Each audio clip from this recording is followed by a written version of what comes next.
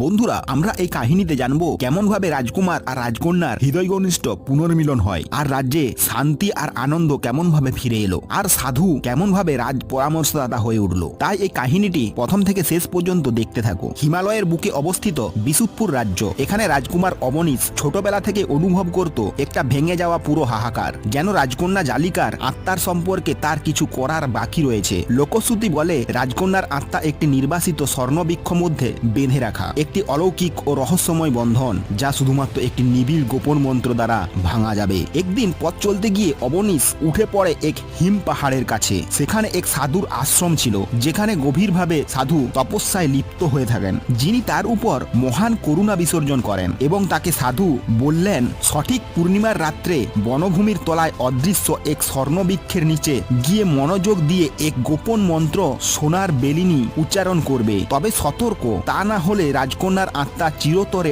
অদ্ভুত অলৌকিক সঙ্গিনী হয়ে উঠবে, আর সাবধানে না থাকলে অন্যথায় প্রেমের আবেগ তখন তোরই বিনাশ ঘটাবে। অবনীশ সেই পূর্ণিমার রাত্রে পৌঁছে যায় সেই সোনালী বৃক্ষের নিচে। নদীর ধারে বিশেষ সতর্কতার সাথে সে নিয়ম মেনে মন্ত্র শোনায়। হঠাৎ গাছে আলোতে ঝলমল করে একটি আভাসিত রূপ কল্পিত হয় এবং রাজকন্যার আত্মা দৃশ্যমান হয়। পরবর্তী পূর্ণিমায় সাধু অবনীশকে নিয়ে যায় এক সোনালী বেল গাছের কাছে, যার ঝুলে থাকা বড় ফলটি ছিল একদল দানবের পহরায়। অবনীশ সতর্কভাবে সেই ফল কেটে পুকুর পাড়ে রাখে এবং ভেঙে বেরিয়ে আসে এক তেজস্ময়ী রাজকন্যা জালিকা। তবে তার পরিধানে লুকোনো শক্তি দেখে অবনীশ অচেতন হয়ে পড়ে। তারপর আসে এক মালিনী পরীর প্রতারণায় ছায়া, যে জালিকার সৌন্দর্য ও শক্তিকে হিংসা করে প্রাণে অচেতন করে দেয়। তাকে মৃত্যুপ্রায় অবস্থায় নদীতে ফেলে দেয় আর নিজেই রাজকুমারীকে বাঁচিয়ে রাজপথে নিয়ে যায়। অবনীশ বুঝতে পারে সে প্রতারিত হয়েছে, কিন্তু তখন অনেক দেরি হয়ে যায়। রাজকন্যা সে ছায়া,